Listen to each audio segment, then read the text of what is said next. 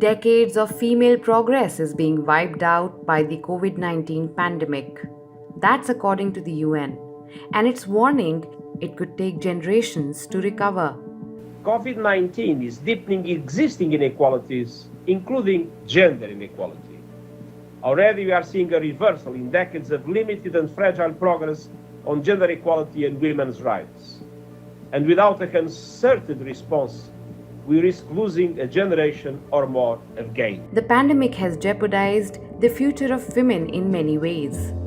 School closures and stay-at-home orders have led to a rise in female genital mutilation in some African countries.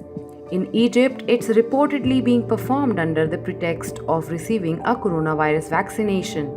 The NGO Girls Not Brides warns that unless urgent action is taken to tackle the economic and social impact of the virus, an additional 13 million child marriages will take place in the next decade. Child labor and sexual exploitation is also rising in economically fragile countries.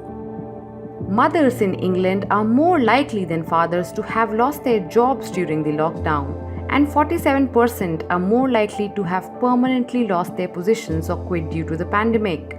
A UN report projected 31 million additional cases of gender-based violence will occur globally if lockdowns continue for at least 6 months. France had to put domestic violence victims in hotels as abuse cases have jumped more than 30% under its coronavirus lockdown. Experts predict a 20% increase in girls dropping out of schools in India alone. School closures in 185 countries are keeping 743 million girls out of school. These closures are putting girls at risk of gender-based violence, child marriages, female genital mutilation, unintended pregnancies, and HIV infection. Girls, women, and marginalized groups are the least likely to have access to technology like phones and the internet.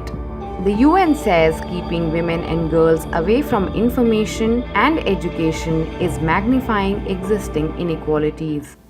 The new normal must include the allocation of resources and mobilization of partners that are critical for us to rise up to this occasion and to seize the moment